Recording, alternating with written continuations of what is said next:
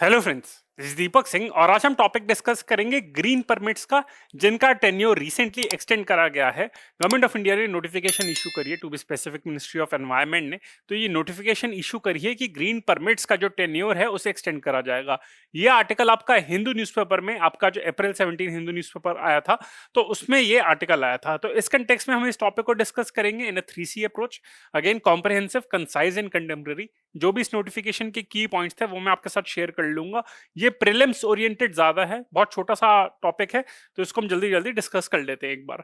तो न्यूज यही आई थी कि easing norms for infrastructure projects, the union environment ministry has extended the tenure of environmental clearances granted for existing और new projects. तो जो already existing projects है या फिर जो न्यू प्रोजेक्ट्स जो आगे इनको आपके एग्जीक्यूट करे जाएंगे, उस कंटेक्स्ट में यहाँ पे यूनियन एनवायरमेंट मिनिस्ट्री ने has extended the tenure of environmental clearance आपका।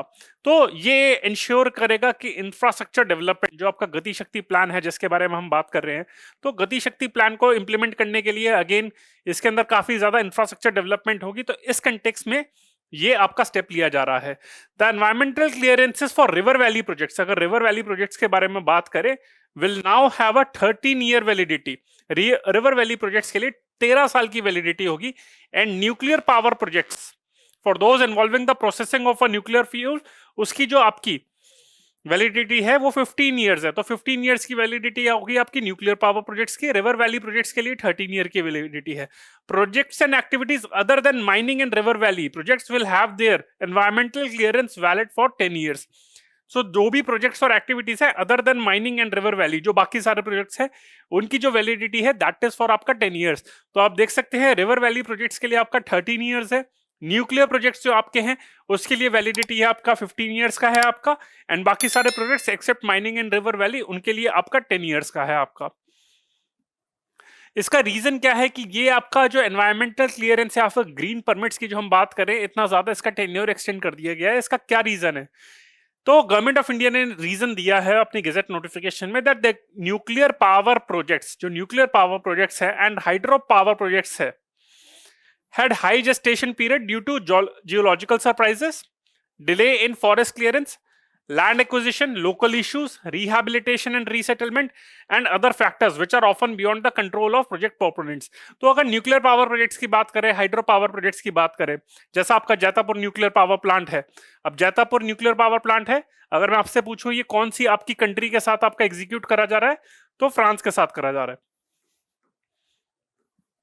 तो ये आपका जैतापुर न्यूक्लियर पावर प्रोजेक्ट है, तो ये आपका एग्जीक्यूट करा जा रहा है। तो इस कंटेक्स्ट में ये आपका इंपॉर्टेंट हो जाता है आपका। दूसरा आपका, तो इसी तरीके से इसके भी काफी अपोजिशन हो रही है उस पर। तो अगेन साथ में एक और आपका, वैसे ऑयल प्रोजेक्ट्स की बात करिए तो सिर्फ न्यूक्लियर और हाइड्रो पावर प्रोजेक्ट्स की बात है। रत्नागिरी डिस्ट्रिक्ट में ये जो जैतापुर न्यूक्लियर पावर प्लांट है, ये महाराष्ट्र में है आपका, फ्रांस के साथ, जिसके अंदर आपका 6 ईपीआरस, यूरोपियन प्रेशराइज्ड रिएक्टर्स आपके कंस्ट्रक्ट करने का प्लान करा जा रहा है। फ्रांस और इंडिया आपके स्ट्रेटेजिक पार्टनर्स हैं, तो उसके अंदर आपका न्यूक्लियर कॉपरेशन भी काफी ज्यादा है, तो उसके अगेंस्ट अपोजिशन हुई जा रही है।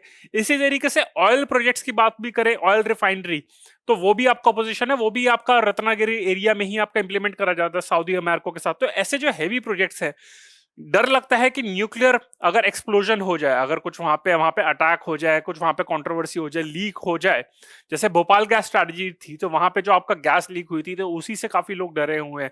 फिर आपका न्यूक्लियर पावर, तो उससे काफी लोग डरे हुए हैं। वो न्यूक्लियर ट्रेजेडी तो नहीं थी, पर अगेन 1984 के आई थिंक अराउंड टाइम पे वहां पे आपका भोपाल गैस ट्रेजेडी आपकी हुई थी। तो इसी तरीके से डर लगता है ऐसी कोई ट्रेजेडी होगी तो आने वाले जो टाइम में जो लोग होंगे उनके ऊपर कुछ ना कुछ इंपैक्ट रहेगा न्यूक्लियर रेडिएशन के चक्कर में। तो चेर्नोबिल आपका न्यूक्लियर डिजास्टर हुआ था, वो आपका यूक्रेन में है प्रेजेंट डे, जिसको रशिया ने रिसेंटली कैप्चर करा है।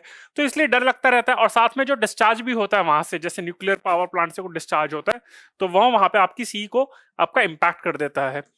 उसी तरीके से हाइड्रो पावर प्रोजेक्ट्स में भी हैं, वहां पे भी काफी इश्यूज रहते रहते हैं कि सबमर्जेंस ऑफ इशू रहता है।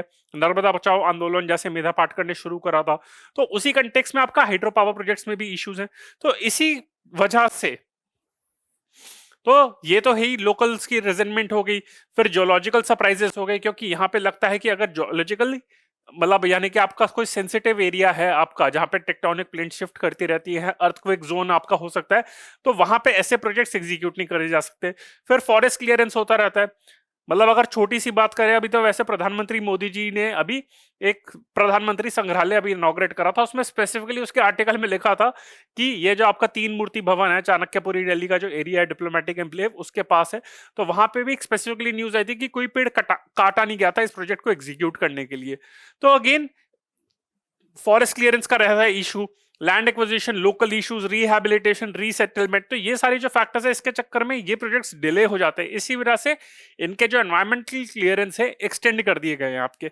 इन this context central government deems it necessary to extend the validity of environmental clearance for such projects. ये जो एनवायरमेंटल क्लियरेंस अगर और रीजंस की बात करें, it's a long drawn process that is mandatory for projects beyond a certain size and offer involves a environmental impact assessment. तो आपने ये टर्म मेंशन आपने सुनी होगी, सिलेबस में भी आपकी है, EIA, environmental impact assessment for potential projects and sometimes public hearings involving the local population who might be affected by the project। तो ये भी आपका एक रीजन है कि ऑलरेडी बहुत लंबा प्रोसेस है। जो एनवायरमेंटल इंपैक्ट असेसमेंट की बात करें, वहां पे लोकल के साथ हियरिंग भी होनी चाहिए, काफी सारा एक लंबा चौड़ा प्रोसेस है, तो उसी में टाइम लग जाता है। And whereas for other projects also, तो ये जो एनवायरमेंटल क्लियरेंस से पहली बात तो ये कि कुछ पर्टिकुलर प्रोजेक्ट्स के लिए होता है जो जिनका एक पर्टिकुलर साइज होता है, इतनी कॉस्ट होती है, उन्हीं के लिए होता है। But even for other projects too, considering the time taken for addressing a local concerns involving environmental issues related to the implementation of such projects, the central government deems it necessary to extend the validity of such ECs. One of the condition of an environmental clearance is that a project must begin construction in the period that it has been granted an environmental clearance, and if unable, a fresh process must begin. This leads to projects being financially unviable. तो ये बहुत सारे कुछ issues उसमें involve रहते हैं आपके। तो हमने बात करी थी आपके रिवर वैली प्रोजेक्ट्स के लिए, फिर आपके न्यूक्लियर रिवर वैली प्रोजेक्ट्स के लिए आपके 13 साल का आपका एनवायरमेंटल क्लियरेंस आपका एक्सटेंड कर दिया गया है। न्यूक्लियर प्रोजेक्ट्स के लिए 15 साल का है। Projects other than mining and आपका रिवर वैली प्रोजेक्ट्स उसके लिए 10 साल है। माइनिंग लीजेस के लिए क्या है, mining leases are now granted for a period of 50 years but the environmental clearance is valid for 30 years. तो माइनिंग लीज है जो अभी इस टाइम पे अभी प्रेजेंट सिनेरियो ये है कि 50 इयर्स के लिए माइनिंग लीज ग्रांट करी जाती है, पर environmental clearance is only valid for 30 years. तो यानी कि जो बचे हुए 20 साल है उसके लिए अलग से एनवायरमेंटल क्लियरेंस लेना पड़ेगा। Thus, the central government deems it necessary to align the validity of mining leases, which is currently permissible up to a maximum of duration of 30 years, subject to review and appropriate आपका environmental safeguards।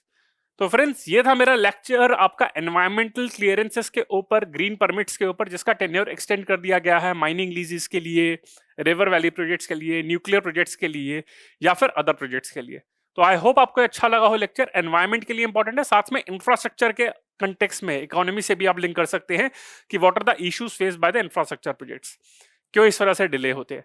तो I hope आपको ये lecture अच्छा लगा हो। अगर अच्छा लगा है then do press the like button, share it with your friends and subscribe to the channel of AQ Bias। If you have any query then please feel free to connect with us. So friends, these are also various social media platforms like Facebook, Instagram, Telegram, YouTube, and this is our contact number 9319057600. If you have any query then please reach out to us via these social media platforms or via this phone number. So friends, this is Deepak Singh on behalf of AQ Bias. Bye. Thank you.